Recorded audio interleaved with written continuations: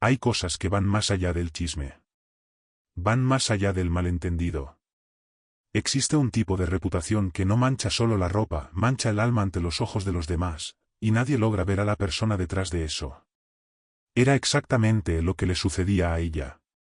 No era solo que hablaran mal. Era que su nombre ya se había convertido en sinónimo de algo malo, de ese modo en que, cuando alguien lo pronunciaba, el aire en la sala cambiaba. Un incendio antiguo que nadie olvidaba. Una deuda que no era suya, pero que cargaba como si lo fuera. Un prometido que desapareció sin dejar respuesta. Cada detalle por separado quizá no fuera nada. Juntos, se convirtieron en una sentencia. Y lo peor de todo no era ni siquiera la mentira en sí, era la velocidad con la que se volvió verdad. En un pueblo pequeño, una acusación no necesita pruebas. Necesita repetición. Basta con que alguien susurre 3 veces en el lugar correcto y listo, se convierte en un hecho. ¿Quién no ha visto que eso suceda? Un comentario sin fundamento que circula tanto que la propia persona empieza a dudar de sí misma. Es casi como una magia al revés, no transforma sapos en príncipes, transforma inocentes en culpables sin ningún juicio formal, sin defensa, sin derecho a hablar. Solo el veredicto. Susurraban en el mercado cuando ella pasaba. Desviaban la mirada en la misa como si mirar fuera contagio. Había una distancia no pactada, pero respetada por todos, como si existiera una ley silenciosa que dijera, mantente alejado. Este tipo de exclusión pesa de manera distinta a la agresión directa. Porque al menos en la agresión hay confrontación. En el silencio calculado hay algo más cruel, el mensaje de que la persona ni siquiera merece ser confrontada. Que simplemente no vale el esfuerzo. La reputación en una comunidad pequeña funciona como una marca en el ganado, después de que quema la piel, nadie vuelve a preguntar quién sostuvo el hierro. Y hay un mecanismo perverso en eso. Cuando una narrativa sobre alguien se instala lo suficientemente hondo, empieza a autosostenerse. La gente ya no necesita nuevas pruebas. Cualquier cosa que ocurra alrededor de esa persona se convierte en confirmación de lo que ya sabían. ¿Llovió en su plantación? Claro, pobrecita, es su mala suerte, ¿le fue bien en algo? Seguro que hay algo raro detrás. La culpa encuentra una dirección fija y no quiere mudarse. Lo más perturbador es que mucha gente que difundía aquello ni siquiera le tenía rabia. No era odio puro, era conveniencia. Cuando una comunidad necesita una explicación para algo que salió mal, es mucho más fácil señalar a alguien que asumir la responsabilidad colectiva. Ella se convirtió en el desagüe por donde se escurría todo aquello que nadie quería cargar. Y así funciona el chivo expiatorio, no necesita ser culpable de nada. Solo necesita estar disponible, vulnerable y sin la protección suficiente para defenderse. Y ella estaba sola. Sin familia influyente cerca, sin aliados de peso, sin un nombre que abriera puertas. Cuando uno es invisible para la protección y visible para la culpa, el terreno se vuelve peligrosamente inclinado.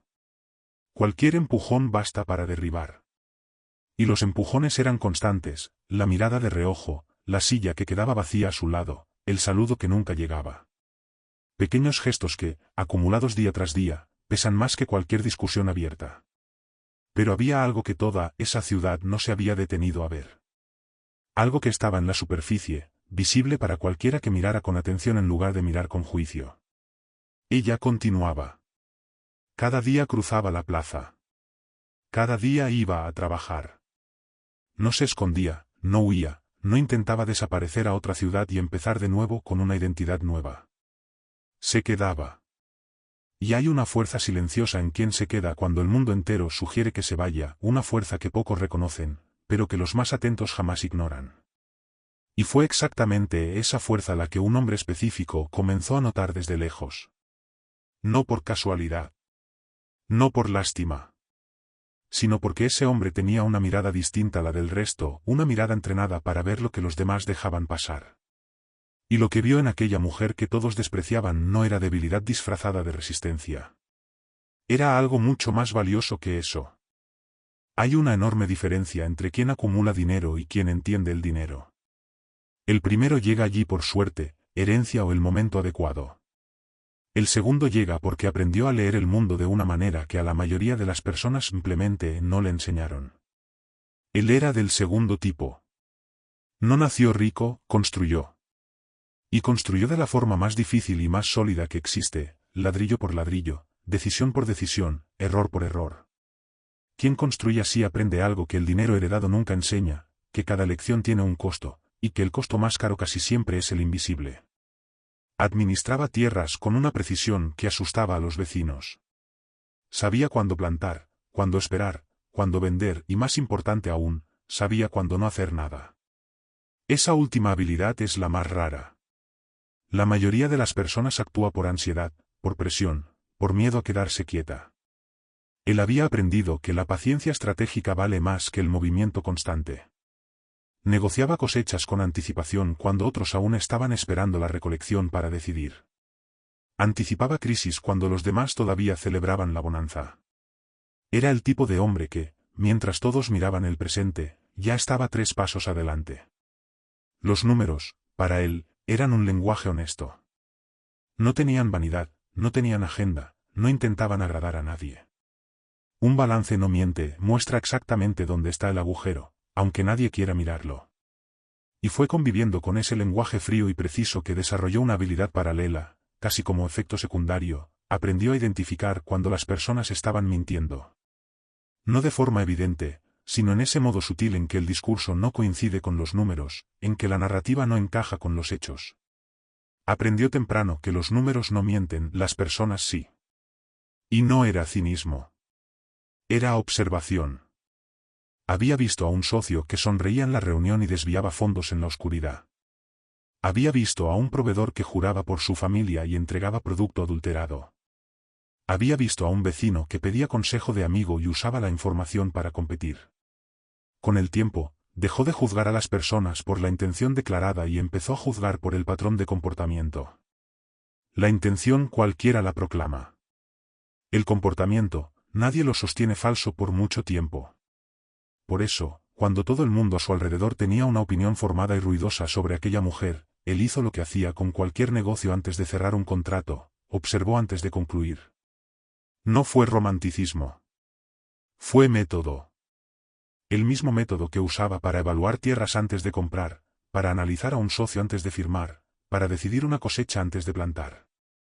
La diferencia es que esta vez el activo en análisis no era una propiedad, era una persona. Y las personas, él sabía, cargan un valor que no aparece en ningún inventario. Había algo en la postura de ella que no encajaba con la narrativa que el pueblo había construido. Y para un hombre acostumbrado a encontrar inconsistencias, eso era una señal. No de peligro, de oportunidad.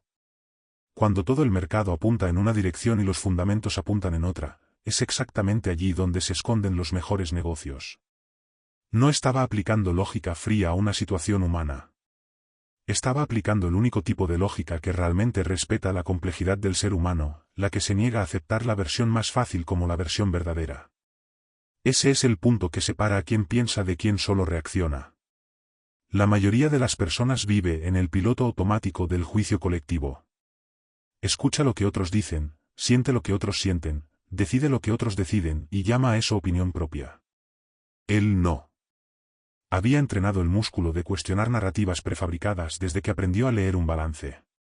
Sabía que el dato más peligroso es aquel que parece demasiado obvio. Lo obvio no exige verificación. Y es exactamente ahí donde la mentira se instala con mayor comodidad. Y entonces, con la misma calma calculada que usaba antes de cualquier gran movimiento en los negocios, tomó una decisión que todo el pueblo leería como impulsividad. Pero quien conocía al hombre por dentro sabía, cuando parecía actuar rápido, era porque ya había pensado despacio durante mucho tiempo.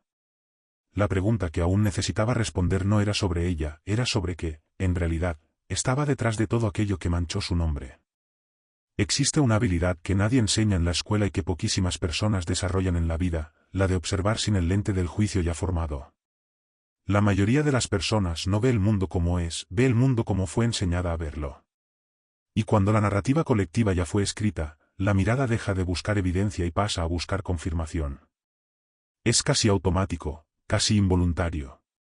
El cerebro humano es perezoso por diseño, prefiere encajar lo nuevo en lo que ya conoce antes que gastar energía reescribiendo el mapa. Y fue exactamente esa pereza colectiva la que volvió algo muy obvio completamente invisible para todo el pueblo. Mientras todos la evitaban, ella seguía trabajando. Todos los días. Sin alarde, sin discurso, sin intentar convencer a nadie de nada. Se levantaba, abría la puerta, enfrentaba las miradas y seguía. Ese detalle parecía pequeño para quien no sabía leer el comportamiento. Pero para quien sabía, era un grito.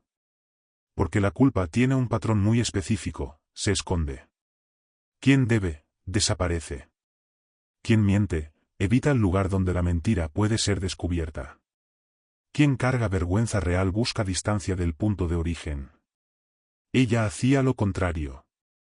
Se quedaba exactamente donde nació la acusación, en el mismo mercado, en la misma misa, en la misma plaza.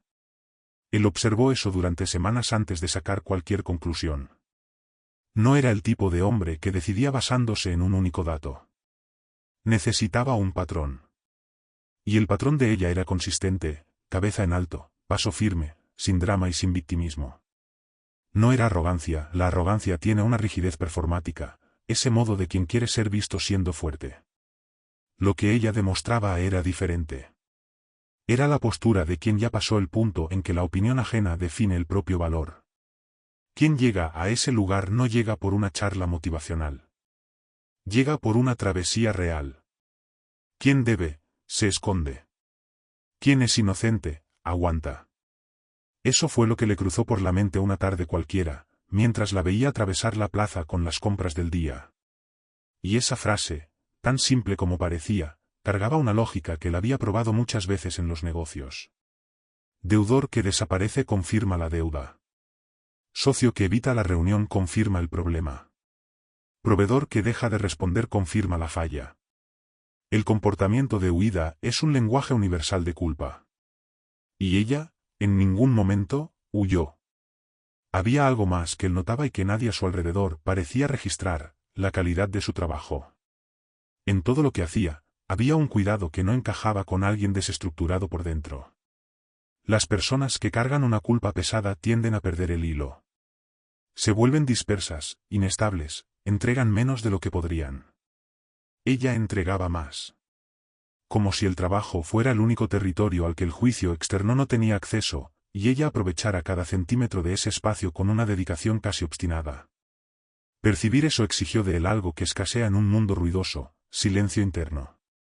La capacidad de callar el propio ruido, las opiniones que llegan de afuera, las advertencias de conocidos, el peso de lo que todo el mundo sabe, y simplemente mirar. Ver lo que está ahí, no lo que debería estar. Ese tipo de silencio no es pasividad. Es una de las formas más activas de inteligencia que existen. Y justamente por ser tan difícil, tan poca gente la practica. Lo que él vio no era una mujer destruida intentando sobrevivir.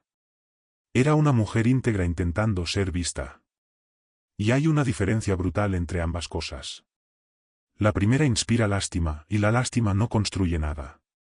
La segunda inspira respeto, y el respeto es la base de cualquier relación que perdura. Él no sentía lástima por ella. Estaba, por primera vez en mucho tiempo, genuinamente curioso. Curioso por saber quién era esa persona detrás de la reputación que el pueblo había cosido con tanto cuidado para encubrir algo. Y la curiosidad, para un hombre como él, nunca se quedaba solo en la cabeza. Siempre se convertía en acción. Siempre se transformaba en una pregunta directa, en una investigación concreta, en un siguiente paso. Había observado lo suficiente. Era hora de ir más allá de la observación, era hora de acercarse lo suficiente para escuchar la versión que nadie se había tomado el trabajo de preguntar. Existe un tipo de soledad que nadie ve porque viene envuelta en todo lo que el mundo considera éxito. Casa grande, nombre respetado, cuenta llena, invitaciones que nunca faltan. Por fuera, parece la vida que todos quieren. Por dentro, hay un silencio que no desaparece con ningún logro. Es el tipo de vacío que aparece justamente cuando todo está en su lugar, porque cuando todo está en su lugar y aún así falta algo, se vuelve imposible culpar a las circunstancias. Y entonces la soledad golpea más hondo, porque no tiene excusa para existir, pero existe de todos modos. Su mesa era larga. Podía acomodar fácilmente a 10 personas. Pero había un solo plato. Cada noche, el mismo ritual, buena comida, silencio absoluto y esa sensación extraña de que el espacio alrededor fue construido para ser compartido y nunca lo fue. La riqueza resuelve el confort y él lo sabía mejor que nadie. Resolvió el colchón, resolvió el techo, resolvió la nevera llena y la buena ropa. Pero hay una lista de cosas que ningún dinero resuelve, y el silencio es la primera de ellas. El silencio no tiene precio porque no tiene mercado. No se puede comprar presencia real. Personas a su alrededor, claro que había. Siempre las hay cuando el dinero es visible. Socios que aparecían en el momento adecuado, conocidos que llenaban su nombre de elogios en público, vecinos que saludaban con ese apretón de manos firme de quien quiere ser recordado. Pero él había aprendido, hacía tiempo, a distinguir la diferencia entre quien estaba cerca de él y quien estaba cerca de lo que él representaba. Y esa distinción, cuando se vuelve demasiado clara, tiene un efecto secundario silencioso, empieza a crear distancia incluso de personas que quizá fueran genuinas, porque la desconfianza ya se convirtió en reflejo. Fue en ese estado de alerta constante, en esa armadura que protegía y aislaba al mismo tiempo, que comenzó a notar algo incómodo. El aislamiento que sentía tenía una similitud perturbadora con lo que ella vivía. No en los detalles, porque los detalles eran completamente distintos, sino en la estructura. Ella era excluida por el desprecio colectivo. Él era excluido por la distancia que el éxito creaba. Caminos opuestos que llegaban al mismo lugar, la sensación de estar en un entorno lleno de gente y no pertenecer a nada de eso. Esa percepción no llegó de golpe. Llegó poco a poco, en esas noches de plato único y mesa larga, cuando el pensamiento divaga y la mente honesta empieza a hacer preguntas que la mente ocupada evita. ¿Por qué, con todo lo que había construido, todavía existía ese vacío? ¿Por qué las conversaciones que tenía parecían siempre tener un propósito detrás, un interés oculto, una agenda disfrazada de afecto? ¿Por qué era tan difícil encontrar a alguien que se quedara no por lo que él tenía, sino por quién era cuando se quitaba el apellido y la fortuna? Y fue exactamente ahí cuando su mirada sobre ella empezó a ganar una capa que no era solo estratégica. Había algo de reconocimiento. No de situación, sino de esencia. Los dos sabían, cada uno a su manera, lo que era ser visto por la versión que otros construyeron y no por la versión real. Ella se convirtió en culpable sin juicio. Él se convirtió en símbolo sin intimidad. Dos formas distintas de invisibilidad, una ruidosa, la otra silenciosa, pero ambas igualmente solitarias. Hay una ironía cruel en la vida de quien llega alto sin tener con quien compartir la vista desde arriba. El éxito se convierte en un escenario sin público verdadero. Y por más que lleguen los aplausos, hay una enorme diferencia entre ser aplaudido y ser comprendido. Él había sido aplaudido muchas veces. Comprendido, rara vez. Y quizá era eso lo que lo llevaba a seguir observando a aquella mujer que el pueblo había descartado, porque en alguien a quien el mundo entero juzgó y que aún así permaneció íntegra, había una autenticidad que él no encontraba en ninguno de los círculos que frecuentaba. Lo que todavía no sabía era que esa soledad que cargaba, esa mesa larga con un solo plato, estaba a punto de revelar no solo lo que faltaba en su vida, sino también la respuesta a una pregunta que aún ni siquiera había formulado del todo. Porque a veces la persona que va a cambiarlo todo llega exactamente de donde nadie lo esperaría. Hay algo curioso sobre la multitud, es extremadamente valiente cuando está junta y completamente cobarde cuando está sola. El mismo vecino que susurraba en voz alta en el mercado, cuando se lo encontraba individualmente en una calle vacía, desviaba la mirada y apresuraba el paso. Porque en el fondo, buena parte de esas personas ni siquiera sabía con certeza qué había ocurrido. Sabía lo que oyó. Sabía lo que repitió. Y lo repitió porque repetir era más seguro que cuestionar. Cuestionar significaba salir del rebaño, y salir del rebaño tiene un costo social que la mayoría no está dispuesta a pagar. El juicio colectivo funciona así, comienza con una chispa, a veces ni siquiera tan grande, y encuentra combustible en el miedo que las personas tienen de ser las próximas. Si hay un culpable definido, todos los demás están temporalmente protegidos. Es un acuerdo tácito, no dicho en voz alta, pero practicado con una disciplina impresionante. Mientras el dedo apunta hacia ella, no apunta hacia nadie más. Y eso le sirve a todo el mundo, menos a ella, claro. Pero la conveniencia colectiva rara vez se preocupa por el individuo que paga la cuenta. Cuando alguien vive de reputación, necesita que otro cargue con la culpa. Esa es una verdad incómoda sobre las comunidades cerradas, pero es una verdad. La reputación colectiva se construye por contraste. El pueblo bueno necesita el mal ejemplo. La familia honorable necesita la referencia deshonrada. La comunidad ordenada necesita el caos personificado en alguien. Y cuando ese papel recae sobre una persona vulnerable, sin red de protección, sin voz amplificada, el sistema se cierra con una eficiencia escalofriante. Ella no eligió ese papel. Fue elegida por él. Pero había una enorme fragilidad en todo aquel edificio ruidoso. Estaba hecho de susurros, no de pruebas. De repetición, no de evidencia. Y el susurro tiene una característica fatal, depende de que nadie se detenga a comprobar. Funciona mientras todos acepten no verificar. Basta con que una persona decida mirar de cerca, hacer la pregunta correcta, tirar del hilo adecuado y toda la estructura empieza a temblar. No porque fuera compleja, sino porque era hueca. Construida sobre lo que nadie quiso investigar, no sobre lo que alguien confirmó. Es más fácil señalar a un culpable que admitir que el sistema falló. Esa frase parece simple, pero carga un peso enorme cuando se entiende lo que significa en la práctica. Significa que el incendio, la deuda, el prometido desaparecido, todo aquello podría haber tenido otras explicaciones, otros orígenes, otras responsabilidades. Pero aceptar eso exigiría que la comunidad se mirara a sí misma con honestidad. Y la honestidad colectiva es quizá el ejercicio más difícil que existe. Mucho más difícil que la honestidad individual, porque en la colectiva no se puede descargar la culpa sobre una sola conciencia. Él entendía ese mecanismo. Lo había visto funcionar también en los negocios. Cuando una empresa va mal, la primera reacción de los socios es buscar al culpable interno antes de mirar al mercado, al modelo, al producto. Cuando una negociación se rompe, todos recuerdan el error del otro antes de reconocer el propio. Es demasiado humano, ese reflejo de externalizar la culpa. Pero humano no significa correcto. Y él había aprendido, en la escuela dura de las negociaciones perdidas, que quien no es capaz de mirar su propio error está condenado a repetirlo. Lo que más le incomodaba no era ni siquiera la injusticia en sí, injusticia había visto en muchos lugares. Era la certeza con la que las personas cargaban aquello. Esa convicción absoluta, sin sombra de duda, sin espacio para revisión. Como si la verdad fuera algo que se hereda de quien habló antes, y no algo que se construye con verificación. La certeza sin investigación es una de las formas más peligrosas de ignorancia, porque no se siente como ignorancia. Se siente como conocimiento. Y fue al observar esa certeza colectiva, tan ruidosa y tan frágil al mismo tiempo, que entendió que bastaba una pregunta honesta para empezar a desmontarlo todo. Una pregunta simple, directa, hecha sin juicio previo. El tipo de pregunta que nadie había tenido el valor o el interés de hacer. Y él ya sabía exactamente cuál era esa pregunta. Llega un momento en que observar desde lejos ya no es suficiente.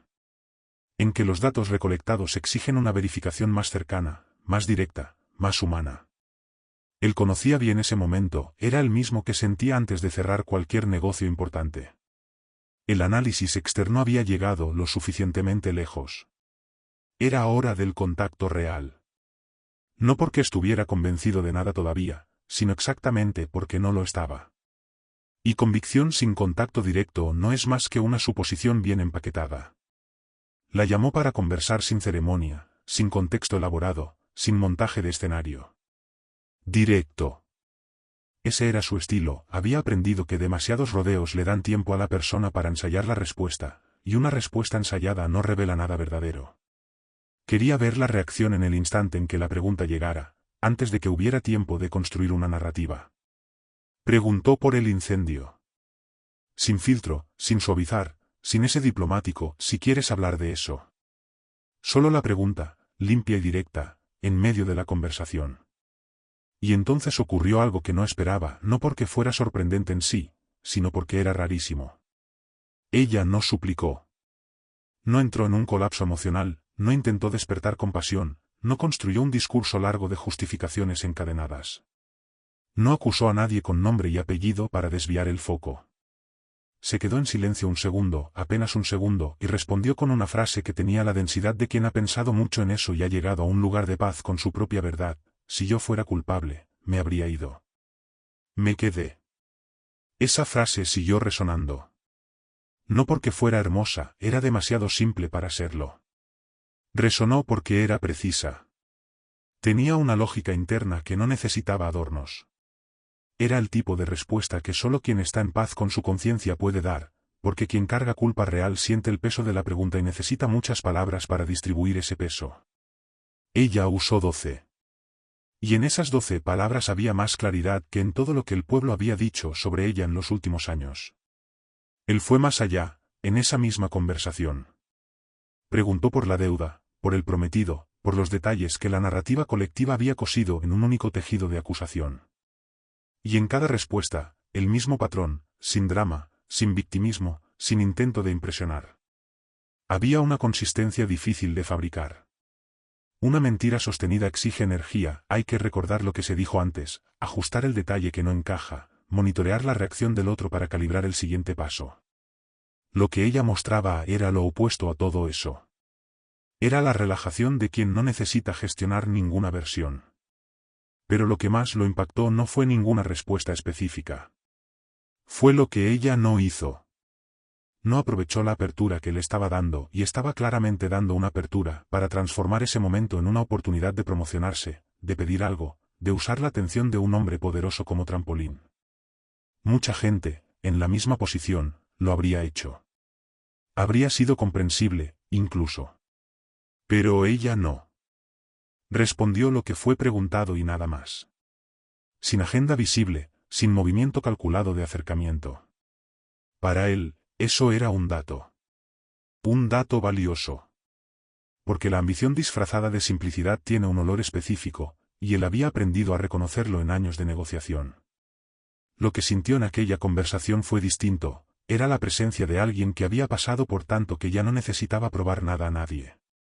Y paradójicamente, es exactamente ahí, cuando alguien deja de intentar probar, donde la verdad sobre quién es esa persona se vuelve más visible que nunca. Salió de esa conversación con más preguntas que respuestas. No sobre ella, sino sobre todo lo que la rodeaba. Porque si ella era lo que él empezaba a creer que era, entonces había otra historia detrás de la que el pueblo contaba. Una historia con autores distintos, con motivaciones que aún no estaban claras, con piezas que no encajaban en el lugar donde habían sido puestas. Y un hombre que construyó su fortuna anticipando crisis sabía muy bien qué hacer cuando los números no cuadraban, era hora de revisar los documentos. Nada incomoda más a una comunidad que alguien que debería seguir el guión y decide no hacerlo. El guión estaba claro, ella era la despreciada, él era el poderoso, y la distancia entre ambos era parte del orden natural de las cosas. Cuando esa distancia empezó a reducirse, cuando se les vio conversando, cuando su nombre comenzó a aparecer junto al de ella sin señal de repulsión, algo en todo el pueblo se volvió incómodo. No de forma declarada, no con confrontación directa. De una manera mucho más sofisticada, con preocupación. La preocupación es el disfraz más elegante que la furia ha encontrado. Porque la furia expuesta necesita justificación. La furia tiene que explicar por qué le importa tanto la vida del otro. Pero, ¿la preocupación? La preocupación es socialmente aceptada, casi admirada. Estoy preocupado por ti, suena a afecto. Suena a cuidado. Y nadie cuestiona a quien demuestra cuidado, incluso cuando el cuidado es, en realidad, control disfrazado. Incluso cuando la verdadera preocupación no es el bienestar de quien está siendo protegido, sino la perturbación de la narrativa que todos habían invertido tanto en mantener. Los amigos fueron los primeros. Llegaron con ese tono grave de quien está a punto de revelar algo importante que el otro aún no ha visto. Dijeron que estaba siendo manipulado. Que ella era astuta, que sabía exactamente lo que hacía, que había elegido el objetivo correcto. Usaron palabras como cuidado, atención, mereces algo mejor. Y había algo revelador en esa elección de palabras, porque ninguna de ellas era realmente sobre ella. Todas eran sobre él, sobre su imagen, sobre lo que la gente pensaría. La preocupación era por la reputación, no por el corazón.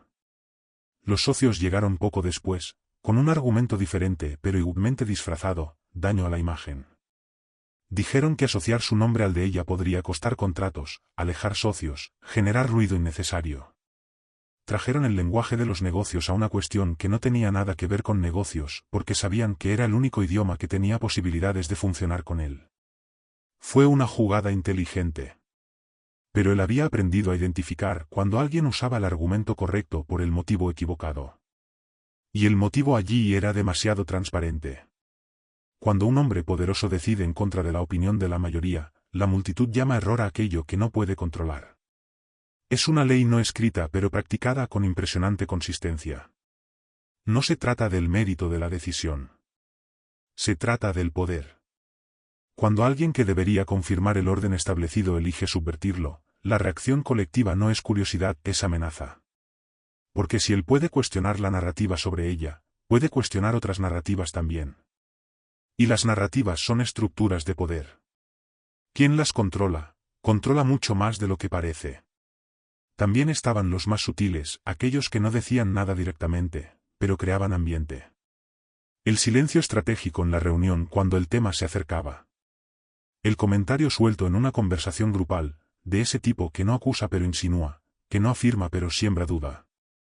No sé, me pareció raro. No es mi lugar decirlo, pero esos eran los más peligrosos, porque no tenían una dirección clara. No se puede refutar lo que no fue dicho con claridad. Era niebla, y la niebla es difícil de disipar con argumentos. Él observó todo eso con una atención distinta a la de antes. Porque ahora no solo la estaba observando a ella, estaba observando la reacción de las personas a su alrededor. Y la reacción revela mucho más que el discurso. Cuando alguien se incomoda demasiado por una decisión que no afecta directamente su vida, vale la pena preguntarse por qué.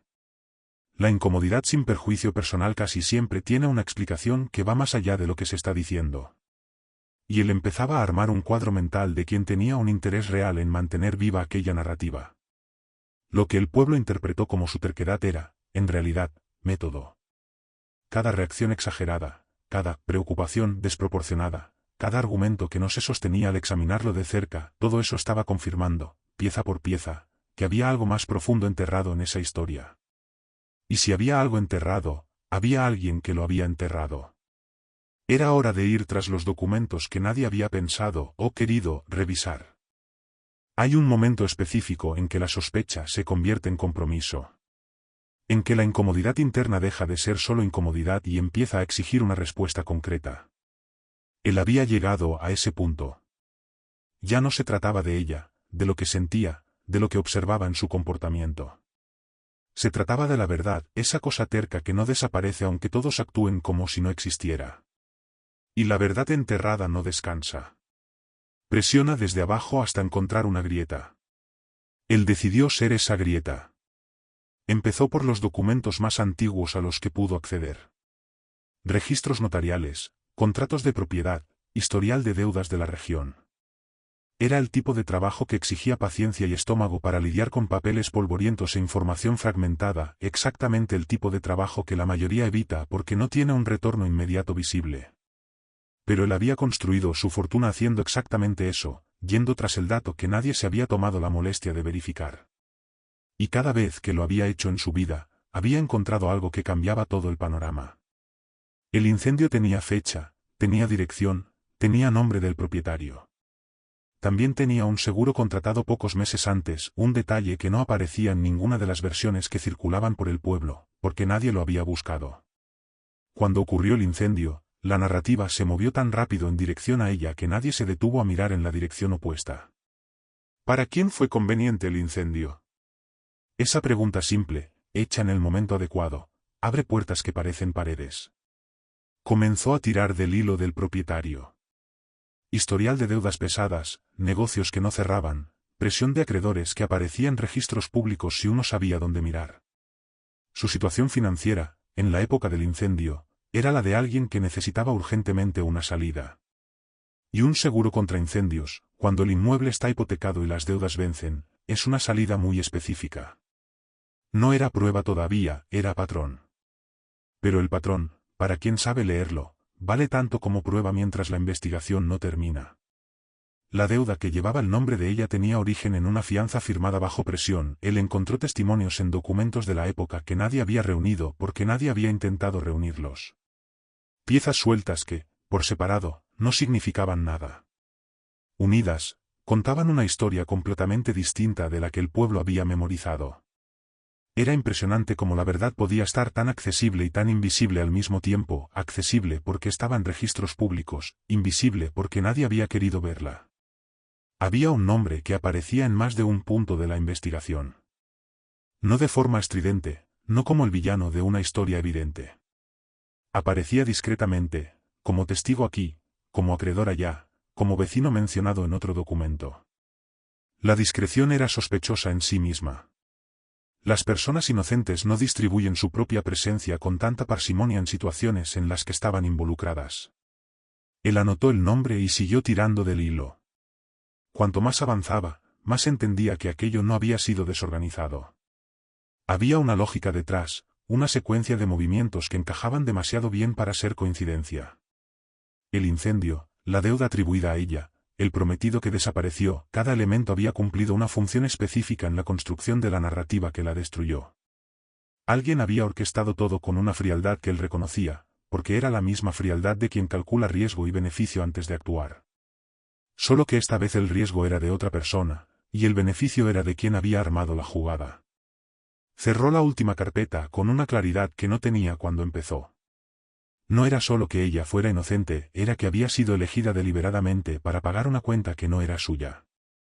Y había alguien en aquel pueblo que lo sabía, que lo había sabido desde el principio, y que había dormido tranquilo todas las noches mientras ella cruzaba la plaza sola con el peso de una culpa fabricada. Ese alguien necesitaba ser confrontado. Y él ya sabía exactamente cómo hacerlo. Toda mentira que dura demasiado tiempo tiene a alguien lucrando con ella. Esa es una regla que él había aprendido en los negocios y que ahora se confirmaba con una precisión incómoda. Una mentira que no le sirve a nadie desaparece rápido, no hay quien la alimente, no hay quien la defienda, no hay quien se incomode cuando alguien empieza a cuestionarla. Pero una mentira que tiene dueño resiste. Es regada, protegida, reforzada cada vez que amenaza con debilitarse. Y la mentira sobre ella había resistido durante años, con una vitalidad que ahora tenía todo el sentido. El incendio no fue un accidente, ni una venganza pasional, ni nada que se pareciera a lo que el pueblo había narrado. Fue fraude. Calculado, ejecutado y encubierto con una competencia que exigió más que un único impulso. Exigió planificación. Exigió que alguien identificara a una víctima conveniente incluso antes de prender fuego, alguien que ya fuera lo suficientemente vulnerable como para no poder defenderse, que ya estuviera lo bastante al margen como para que la acusación sonara plausible sin necesitar demasiada evidencia. Ella había sido elegida antes de que el incendio ocurriera. No fue consecuencia. Fue parte del plan. En comunidades cerradas, una reputación frágil es terreno fértil para la manipulación. Ese es el detalle que vuelve todo aún más perturbador.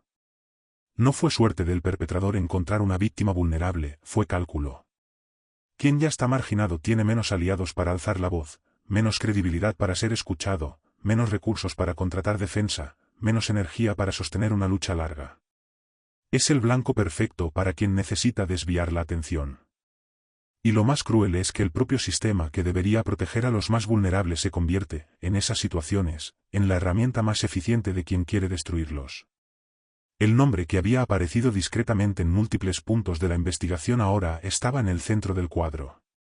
No como sospechoso, como responsable. Los documentos eran lo suficientemente claros para quien supiera leerlos, y él sabía. El seguro cobrado tras el incendio había saldado deudas específicas con acreedores específicos, en un plazo que no era coincidencia. El dinero deja rastro, y el rastro del dinero es el tipo de evidencia que no depende de testimonio, no depende de memoria, no depende de quién estuvo o no estuvo presente. El número no olvida, no cambia de versión, no se intimida. El precio de la verdad, en este caso, era el confort de quien había construido su vida sobre la mentira. Había familia. Había negocio, había toda una posición social levantada sobre una base que incluía aquel crimen silencioso. Revelar la verdad no sería solo exponer un acto aislado, sería desmontar una estructura que mucha gente, consciente o no, había ayudado a sostener. Algunos por complicidad activa, otros por omisión conveniente, otros simplemente por nunca haber hecho la pregunta correcta. La verdad tiene un costo distribuido que nadie quiere pagar en conjunto, pero que alguien siempre termina pagando solo. Él se quedó un tiempo con todo eso. No por duda sobre lo que era correcto, eso estaba claro. Se detuvo porque sabía que la forma en que se revela la verdad importa tanto como la verdad misma. Revelarla de manera equivocada podría generar caos sin resolución, podría darle tiempo a quien fabricó la mentira para reaccionar y construir una nueva narrativa, podría convertirla a ella de víctima en personaje de escándalo público sin que eso cambiara nada concreto en su vida. Él no quería espectáculo. Quería resultado. También había visto eso en los negocios, la diferencia entre resolver un problema y escenificar la resolución de un problema. Resolver exige estrategia, timing, elección cuidadosa del momento y del interlocutor. Escenificar exige solo audiencia. Él no tenía interés en audiencia. Tenía interés en que aquella mujer pudiera cruzar la plaza del pueblo sin que nadie desviara la mirada. Ese era el objetivo real. Todo lo demás era detalle de ejecución. El enfrentamiento estaba marcado en su mente, no en el calendario, porque ese tipo de cosas no se agenda con anticipación. Se agenda en el momento en que las condiciones son las correctas, cuando el otro lado no tiene cómo preparar defensa, cuando la verdad puede presentarse con toda su fuerza, sin filtro y sin escape. Y él sabría reconocer ese momento cuando llegara. Había aprendido, a lo largo de toda una vida de negociaciones difíciles, que el timing adecuado vale más que cualquier argumento. Un enfrentamiento real no tiene la forma que el cine nos enseñó a esperar. No hay gritos, no hay mesas volcadas, no hay discurso dramático con música de fondo. El enfrentamiento verdadero, el que produce un resultado concreto, es casi aburrido por fuera. Es una conversación. Una conversación en la que una de las partes lo sabe todo y la otra sabe que la otra lo sabe todo. Y es exactamente ese desequilibrio silencioso lo que hace que el enfrentamiento funcione, no el volumen, no la emoción, no la actuación. La claridad. Él eligió el momento con cuidado. No en público, no con testigos, no con una audiencia que pudiera convertir aquello en espectáculo y darle al otro la oportunidad de actuar para la galería. La conversación fue privada, directa, sin rodeos iniciales. Llegó con los documentos organizados, no como amenaza explícita, sino como presencia. Como quien pone las cartas sobre la mesa no para jugar, sino para mostrar que el juego ya terminó. Hay una enorme diferencia entre amenazar a alguien con la verdad y simplemente presentar la verdad sin necesidad de amenaza. No hubo acusación en forma de discurso. No hacía falta. Los números hablaban con una claridad que ningún argumento verbal podría superar y él lo sabía. Presentó los documentos en el orden correcto, primero el seguro, luego las deudas saldadas, después el rastro del dinero, más tarde los registros que conectaban los puntos. Cada pieza sosteniendo la siguiente, sin vacíos, sin espacio para interpretaciones alternativas. Era el tipo de exposición que cierra todas las salidas antes de que el otro lado perciba que las salidas se están cerrando. El responsable escuchó. Permaneció en silencio durante un tiempo que pareció más largo de lo que fue. Y entonces hizo lo que la gente poderosa hace cuando percibe que el poder se ha terminado, intentó negociar. Sugirió acuerdos, compensaciones, versiones alternativas que preservaran la narrativa pública mientras resolvían el problema en privado. Era una jugada predecible, él había visto variaciones de ella en mesas de negociación muchas veces. La diferencia era que esta vez no estaba negociando ningún activo. Estaba estableciendo una condición. La gente poderosa solo es valiente mientras nadie la desafía. Esa verdad se confirmó allí con una literalidad casi didáctica. El mismo hombre que había orquestado un fraude con la sangre fría suficiente para destruir la vida de una persona inocente, frente a alguien que tenía las pruebas y la disposición de usarlas, se encogió. No de manera dramática, de manera práctica. Calculó el nuevo escenario, percibió que la ecuación había cambiado y ajustó su comportamiento en consecuencia. Era puro pragmatismo, sin moralidad involucrada. La condición que él estableció fue simple y no negociable, la verdad sería presentada públicamente, en el momento y de la forma que él eligiera. No había opción de versión alternativa, no había acuerdo de silencio, no había compensación financiera que sustituyera la restauración de su nombre. El dinero resuelve muchas cosas, pero el dinero pagado en secreto no deshace lo que se hizo en público. Lo que fue destruido ante todos necesitaba ser reconstruido ante todos. Esa era la única moneda que le interesaba. Salió de aquella conversación sin celebración. No había nada que celebrar en una situación en la que una persona había pasado años pagando por un crimen que no cometió. lo que había era apenas la satisfacción fría y necesaria de quien resuelve un problema real, no la satisfacción ruidosa de quien gana una disputa de ego, sino la satisfacción silenciosa de quien restablece una verdad que nunca debió haber sido distorsionada. Era el tipo de sentimiento que no necesita audiencia. El siguiente paso ya estaba definido en su mente. Se acercaba un momento en que todo el pueblo estaría reunido, en que el peso del colectivo que la había condenado podría convertirse, por primera vez, en testigo de su absolución. Y él había aprendido, a lo largo de toda una vida, que algunos momentos necesitan audiencia no por vanidad, sino porque lo que fue destruido públicamente solo puede reconstruirse con la misma publicidad. El escenario se estaba preparando. Hay eventos que comienzan con un propósito y terminan siendo algo completamente distinto. Su boda fue así. Quienes asistieron pensando que presenciarían un error histórico y fueron muchos los que fueron exactamente por eso, con esa curiosidad velada de quien quiere ver el momento en que el poderoso se da cuenta de que se equivocó. Quienes se quedaron en casa enviaron a alguien de confianza para que luego contara los detalles. Era el evento del año, no por romanticismo, sino por el escándalo anticipado que prometía. El pueblo se había dividido en categorías bien definidas. Estaban los que asistieron por respeto a él, aun estando en desacuerdo con su elección, aquellos que mantenían la relación por interés y no podían permitirse una ausencia pública. Estaban los que fueron por pura curiosidad, ese tipo de persona que no se pierde ni funeral ni boda polémica porque ambos tienen el mismo atractivo dramático. Y estaban los pocos, muy pocos, que fueron genuinamente abiertos a lo que pudiera suceder, sin tomar partido, sin una narrativa ya escrita en la cabeza. Ella llegó sin el aparato que suele exigir la boda de un hombre rico. Sin exageración, sin intento de impresionar, sin esa actuación de quien necesita demostrar que merece estar allí. Había en ella una compostura que desconcertaba, porque la compostura en ese contexto, rodeada de miradas que esperaban fragilidad, era casi una declaración. No verbal, no ensayada. Solo la postura de quien ya había enfrentado lo peor que esas personas podían ofrecer y había salido del otro lado íntegra. Los murmullos comenzaron incluso antes de la ceremonia. Comentarios susurrados, de esos que no se dicen lo suficientemente alto como para ser confrontados, pero sí lo bastante alto como para ser oídos. Era el comportamiento estándar de quien quiere participar en el juicio sin asumir la responsabilidad de hacerlo abiertamente. Él observó todo con una calma que quienes estaban cerca podían percibir, no la calma de quien está ajeno, sino la calma específica de quien sabe lo que está a punto de suceder y espera el momento preciso. El sacerdote condujo la ceremonia con la solemnidad habitual. Palabras conocidas, ritual familiar, la estructura previsible que tiene cualquier boda en un pueblo pequeño. Y fue precisamente esa normalidad inicial lo que hizo que lo que vino después resultara aún más impactante, porque el contraste funciona así, cuanto más estable es el antes, más resuena el después. Él también había calculado eso. No por teatral crueldad, sino porque entendía que el impacto real necesita contexto, y el contexto se construye con paciencia. La mitad del pueblo no asistió. Los que fueron para presenciar lo que imaginaban sería un error histórico.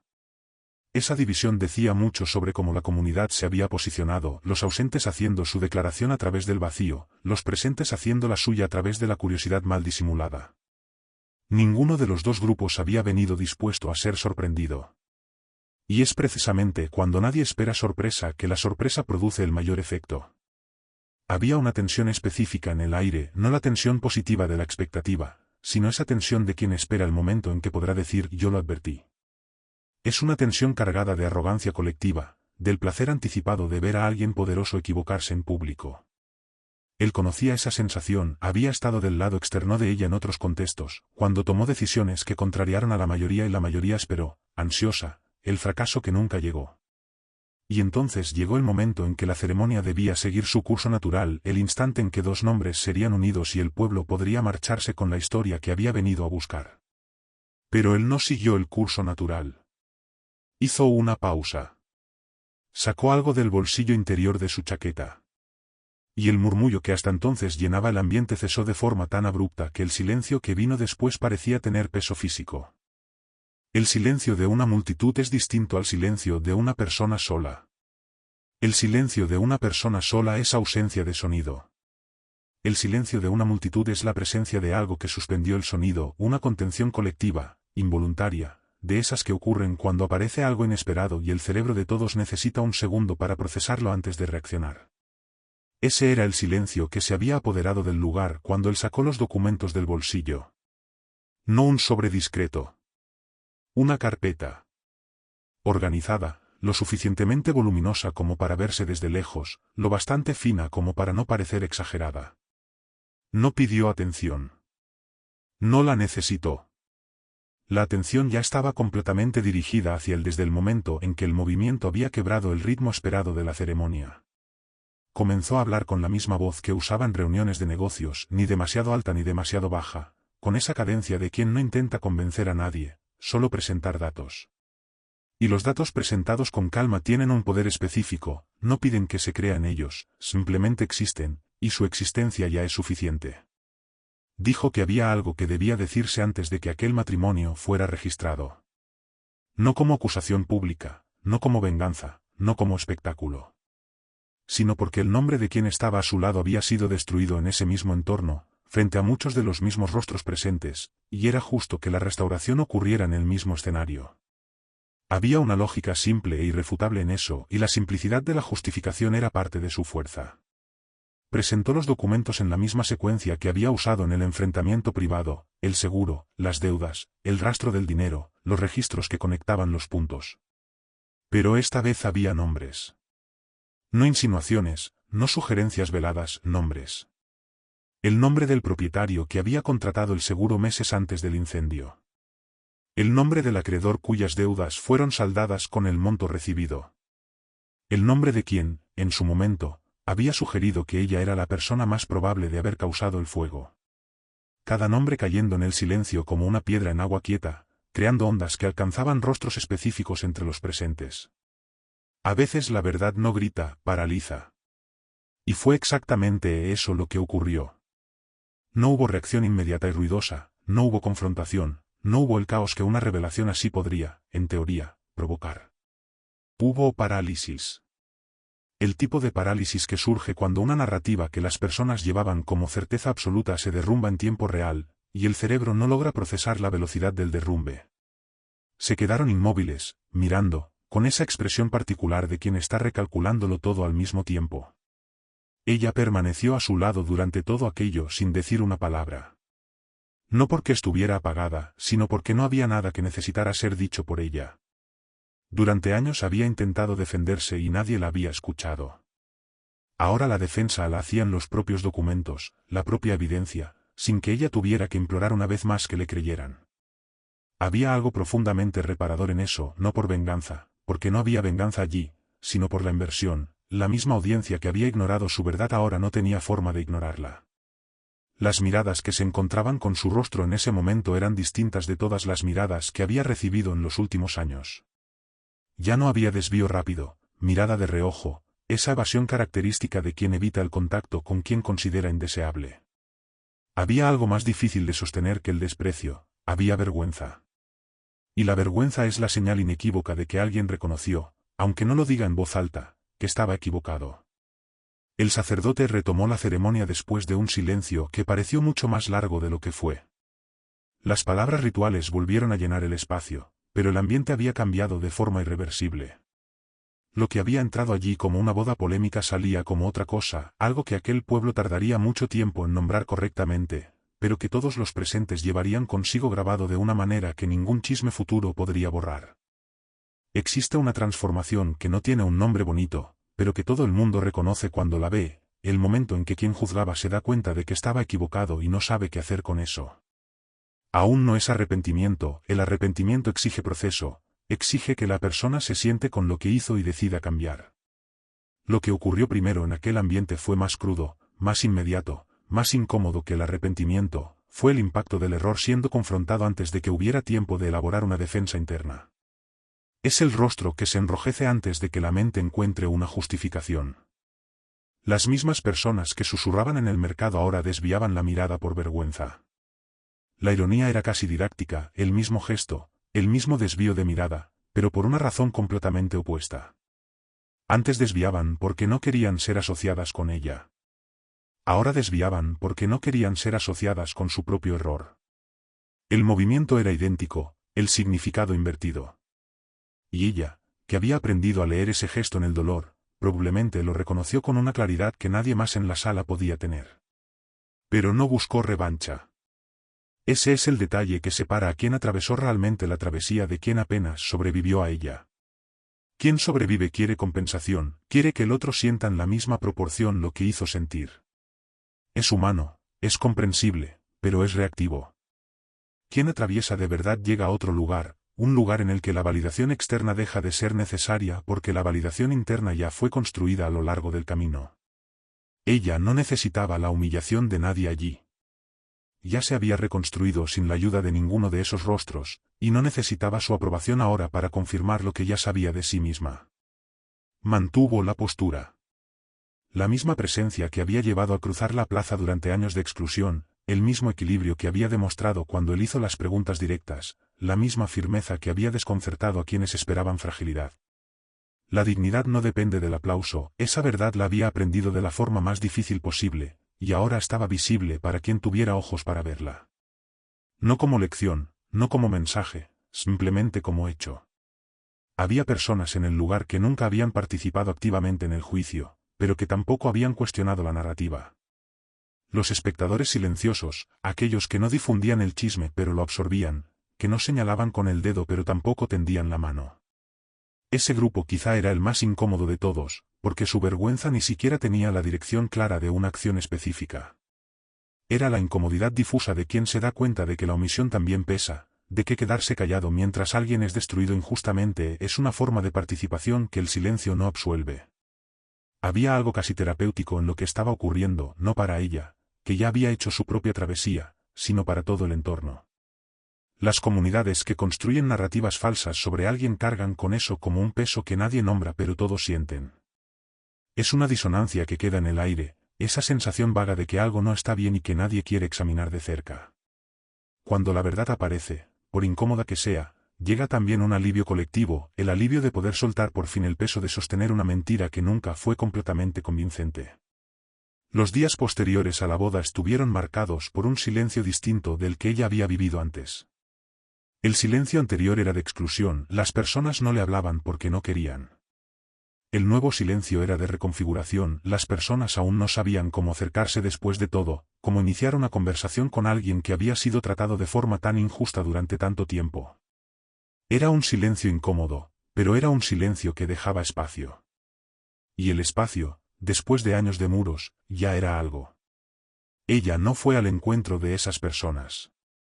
No facilitó la reconexión, no abrió la puerta con generosidad inmediata, no hizo el trabajo emocional de consolar a quienes habían ayudado a destruirla.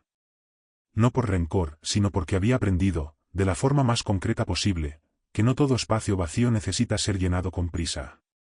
Algunas cosas necesitan tiempo para sentarse. Y mientras el pueblo reconfiguraba sus narrativas internas, ella tenía cosas mucho más interesantes que hacer con la vida que había reconstruido sola.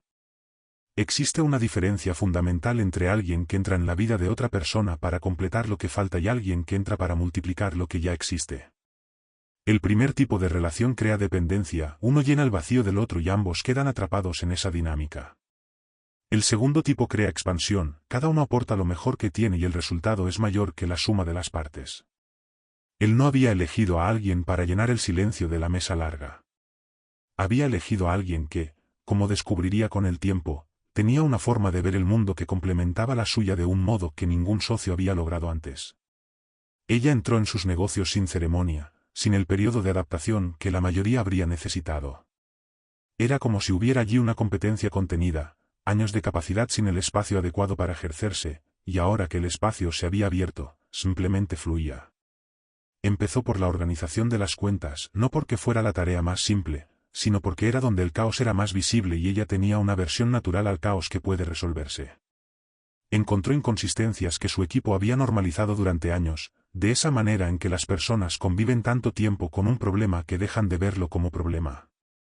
Analizó contratos con una mirada que venía de un lugar distinto al de él. Él veía el contrato como negociación, cada cláusula era posición, cada término era movimiento estratégico. Ella veía el contrato como protección, identificaba donde había brechas que podían usarse en su contra, donde el lenguaje era lo suficientemente vago como para generar problemas futuros, donde la prisa por cerrar un negocio había dejado vulnerabilidades que nadie había notado porque el resultado había sido bueno a corto plazo.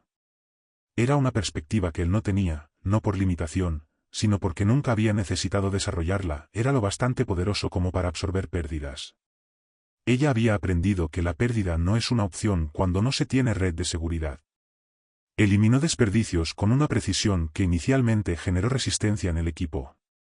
El desperdicio cómodo es el más difícil de eliminar porque quienes se benefician del rara vez lo llaman desperdicio.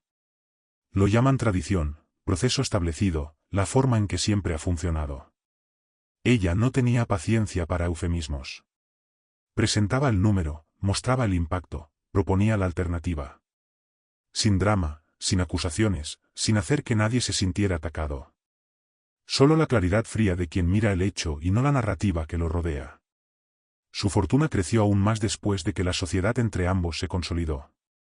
Ese resultado no fue sorpresa para él, había calculado el potencial desde antes. Pero la velocidad sí lo sorprendió. Porque no fue solo su competencia técnica lo que marcó la diferencia. Fue la combinación de perspectivas. Él veía oportunidad donde otros veían riesgo. Ella veía riesgo donde otros veían oportunidad. Juntos, el filtro se volvió más preciso, entraban en menos negocios, pero los negocios en los que entraban tenían una tasa de éxito significativamente mayor. También estaba ocurriendo algo más sutil, algo que los números no captaban pero que era igual de real. Su presencia cambió la forma en que las personas a su alrededor se comportaban.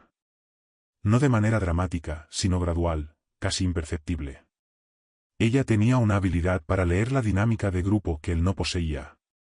Percibía cuando alguien estaba incómodo antes de que la incomodidad se convirtiera en problema. Identificaba cuando una reunión parecía productiva pero estaba generando resentimiento que aparecería después. Era inteligencia emocional aplicada al entorno empresarial, y el impacto de eso en los resultados prácticos era mayor de lo que cualquier hoja de cálculo podría medir. Él se dio cuenta, algunos meses después de que la sociedad se consolidara, de que había cometido un error en su evaluación inicial. No sobre ella, sino sobre sí mismo. Había pensado que estaba eligiendo a la más resistente. Y tenía razón en eso. Pero la resistencia era solo la superficie de algo más profundo, era el resultado de años obligada a desarrollar capacidades que las personas protegidas nunca necesitan desarrollar. La vulnerabilidad forzada, cuando no destruye, crea un tipo de inteligencia que el confort jamás genera. Ella había sido forjada a una temperatura que él nunca había experimentado. Lo que comenzó como una decisión que el pueblo interpretó como la impulsividad de un hombre rico aburrido se reveló, con el tiempo, como la sociedad más sólida que él había construido en toda su vida. No porque hubiera sido calculada con frialdad, sino porque había sido basada en el único criterio que realmente importa cuando se elige con quién compartir la vida y los negocios, el carácter. Y el carácter, como él había aprendido de la forma más concreta posible, no aparece en tiempos de bonanza. Aparece exactamente cuando todo intenta quebrar a alguien y la persona no se quiebra. La pregunta sobre el arrepentimiento cumple una función específica en quien la hace, rara vez es curiosidad genuina. Casi siempre es un último intento de validar la propia postura. Quien preguntó lo hizo esperando una respuesta que confirmara lo que había previsto años antes, que la decisión había sido un error, que el tiempo había cobrado su precio, que la sabiduría colectiva había demostrado, una vez más, que tenía razón. Era la pregunta de quien aún no había procesado que estaba equivocado y necesitaba una salida honorable. Él lo entendió al instante. Y respondió con la generosidad de quien ya no necesita demostrar nada. Dijo que no había elegido a la mujer que todos rechazaban. Había elegido a la única que permaneció íntegra cuando el mundo intentó quebrarla. Esa distinción lo era todo. Porque elegir a alguien por lo que los demás hacen con ella es reactivo, es permitir que el juicio ajeno defina el valor del otro. Elegir a alguien por lo que demuestra ser, independientemente del juicio ajeno, es activo, es ver más allá del ruido y encontrar la señal. Él había hecho lo segundo, y la diferencia entre ambas cosas no es pequeña. Es la diferencia entre vivir guiado por la opinión colectiva o por la propia capacidad de observación. La respuesta empezó a circular. No porque él hubiera planeado que lo hiciera, sino porque tenía la densidad que tienen las frases verdaderas. No era un aforismo construido para sonar bien. Era la conclusión de alguien que había vivido la experiencia y estaba describiendo lo que había aprendido de ella. Y la experiencia real tiene un peso que la sabiduría de segunda mano nunca logra replicar. Las personas sienten la diferencia, aunque no sepan nombrarla con precisión. Los años hicieron lo que los años suelen hacer cuando la verdad y la mentira coexisten en un mismo entorno, la verdad se fue solidificando y la mentira se fue desgastando. La narrativa que había destruido su nombre perdió sustento gradualmente, no de forma dramática, sino como las estructuras huecas pierden apoyo, poco a poco, por los bordes, hasta que un día ya no hay nada que sostener. Y su nombre, lejos de sufrir el daño de imagen que los socios habían previsto, ganó una capa que ningún dinero ni contrato puede comprar, la reputación de un hombre que piensa por sí mismo y acierta cuando el colectivo se equivoca. Hubo algo que él no había anticipado cuando tomó aquella decisión años atrás, el impacto silencioso que su historia tendría en otras personas. No por el espectáculo de la boda, no por la revelación de los documentos, sino por lo que vino después, por la rutina de dos personas que trabajaban juntas, construían juntas, discrepaban y resolvían juntas. Quienes observaban de cerca comenzaron a reconfigurar sus propias ideas sobre lo que hace valiosa a una persona. Sobre lo que vale la pena buscar en una pareja. Sobre qué criterios realmente importan cuando se ignora el ruido externo. Ella, por su parte, nunca convirtió la historia en discurso. No daba entrevistas sobre resiliencia, no construyó una identidad alrededor de lo que había sufrido, no usaba el pasado como tarjeta de presentación. Vivía. Trabajaba. Construía. Y esa negativa a convertirse en personaje de su propio dolor era, paradójicamente, lo que hacía que su presencia fuera más impactante que cualquier discurso. ¿Quién necesita narrar constantemente su sufrimiento aún lo está procesando? ¿Quién de verdad lo atravesó, sigue adelante? La verdadera riqueza no es lo que se protege en una caja fuerte. Es quien permanece cuando todos se van. Esa frase, a la que él había llegado solo con los años, era la síntesis de todo lo que la historia le había enseñado, no como conclusión abstracta, sino como dato concreto extraído de experiencia vivida. La caja fuerte había crecido. Las propiedades se habían multiplicado. Los contratos se habían expandido. Y al final de cada día, había alguien al otro lado de la mesa larga. No por interés, no por conveniencia, no por la posición que él ocupaba, sino por elección renovada cada día, la elección de quien no necesita quedarse pero decide quedarse de todos modos. Le preguntaron si se había arrepentido. La pregunta ya se había vuelto demasiado pequeña para abarcar lo que la vida se había convertido. El arrepentimiento presupone que la alternativa habría sido mejor y él había vivido lo suficiente para saber que no existe alternativa mejor que la que se construye con la persona correcta, de la manera correcta y por el motivo correcto. Lo que comenzó como una decisión contra la corriente se reveló, con el tiempo, como la única decisión que tenía sentido para alguien que había aprendido a no confiar en ninguna corriente cuando sus propios ojos le decían lo contrario. Ha llegado el momento de ser honesto contigo mismo. Porque esta historia no fue contada solo para entretener, fue contada para provocar. Para dejar una pregunta incómoda flotando después de que se lea la última línea, ¿cuántas veces se repitió un juicio sin verificar? ¿Cuántas personas fueron evitadas por lo que otros dijeron y no por lo que viste con tus propios ojos? ¿Cuántas oportunidades, de negocio, de amistad, de sociedad, de amor, se perdieron porque el ruido colectivo habló más fuerte que tu propia capacidad de observación? Y está al otro lado también, el más difícil de enfrentar, ¿cuántas veces fuiste ella? ¿Cuántas veces cargaste un peso que no era tuyo, pagaste una cuenta que no te correspondía, cruzaste una plaza con la cabeza en alto mientras el mundo entero desviaba la mirada? Porque si esta historia tocó algo dentro de ti, es porque no es una ficción distante, es un espejo. Y el espejo solo incomoda cuando muestra algo verdadero. El hombre rico no se hizo rico por suerte. Se hizo rico porque aprendió a ver lo que otros ignoran. Y la mayor riqueza que acumuló en la vida no cabía en ninguna caja fuerte, fue la capacidad de mirar más allá de la narrativa prefabricada y encontrar la verdad por sí mismo. Eso no es privilegio de quien tiene dinero. Es privilegio de quien decide pensar. Y decidir pensar está al alcance de cualquiera que elija detenerse, cuestionar y volver a mirar. Así que la pregunta que queda es simple e imposible de ignorar: ¿qué se está perdiendo ahora por estar viendo con los ojos de otros? ¿Qué persona, qué oportunidad, qué verdad está siendo ignorada porque la narrativa colectiva ya fue aceptada como definitiva? Y lo más importante, ¿qué vas a hacer con eso ahora que la pregunta fue planteada? El conocimiento que no se convierte en acción es solo entretenimiento. Y esta historia merece más que eso. Aplica el discernimiento. Cuestiona la narrativa. Mira de nuevo a quien fue descartado antes de ser realmente visto. Porque la verdadera riqueza, de cualquier tipo, siempre ha estado exactamente donde nadie pensó en buscar. Si esta historia te hizo pensar, imagina lo que viene después. Suscríbete al canal y activa las notificaciones, porque todo el contenido aquí está hecho para quienes no se conforman con la versión superficial de las cosas. Para quienes quieren ver más profundo. Para quienes entienden que la mayor inversión que existe es en la propia forma de ver el mundo. Si esta historia te hizo darte cuenta de lo rápido que el mundo juzga, entonces necesitas ver el próximo vídeo del canal. Ella parecía débil, sin valor y sola, pero esa era solo parte de la historia. Allí entenderás cómo alguien a quien todos consideraban frágil escondía una fuerza que nadie imaginaba y cómo el mayor error de las personas es confundir silencio con debilidad. Haz clic ahora y continúa. Porque algunas historias solo revelan su verdadero poder cuando las escuchas hasta